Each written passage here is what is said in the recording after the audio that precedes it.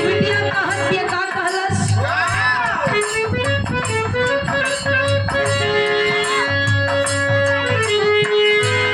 वो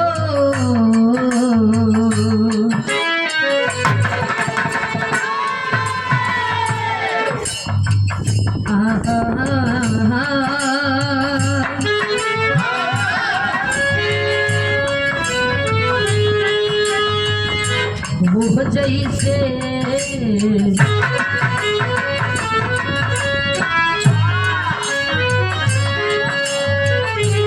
जैसे मुझे गवावेलू जैसे मुझे गवावेलू गवा जईबू हो माई बिटिया के लचिया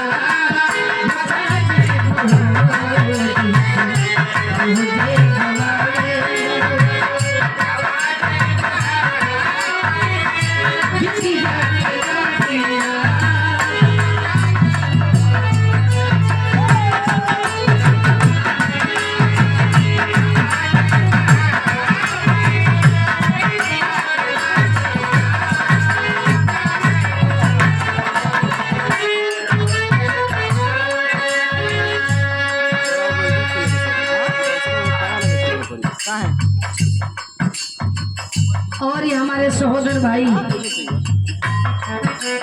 हमारे जन्मभूमि से केशवपुर की धरती से जोगिंदर भैया बड़ा प्यार बड़ा स्नेह बड़ा आशीर्वाद है।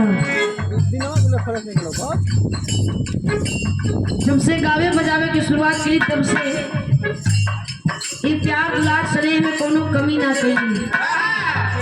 आप लोगन को बदौलत ही बिटिया आज कुछ गावत बजावत थी। हमारे जोगिंदर भैया के द्वारा ही आशीर्वाद दिया गया शानदार 100 रुपया दे करके हौसला बढ़ाओ गिल कोट कोट बंधन सकल पंच के काम पहुंचे आशीर्वाद की कामना में।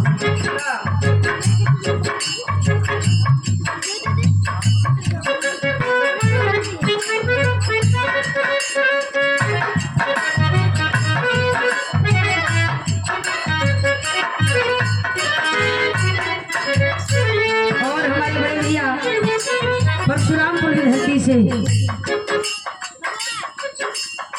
अबे हमारे के मंच रहल श्री प्रसन्न भैया जी। अबे आपके घर अमन के 2-4 दिन भइल गा के आइल बनी। बड़ा स्नेह बड़ा प्यार बा आशीर्वाद बा और ये प्यार दुलार आशीर्वाद बरकरार रहे। हमरे ग्राम सभा भोखरी से भी गौरा से भी पूरे गार्जियन लोग आई बनी केतर के करना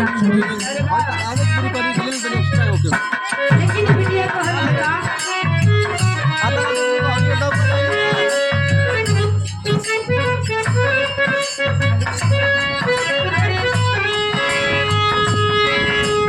दुनिया में माई बाबू सर्वोपरि हो। 3 लोग महान हुन, पहला माई दूसरा बाबू और तीसरा गुरु। माता पिता जन्म देकर के दुनिया दिखाने का काम करते हैं और गुरु ज्ञान देकर के अंधकार से प्रकाश की ओर ले जाने का काम करते हैं। माई की कमी कोई पूरा ना कर सकेला, बाऊ की कमी कोई पूरा ना कर सकेला।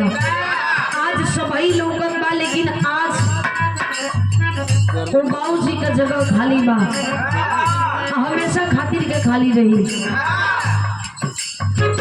खाए की धरती पर जो जन्म ले ले बाऊ के एक दिन निश्चित जाए। अंतरा के अंतराल में कहना मका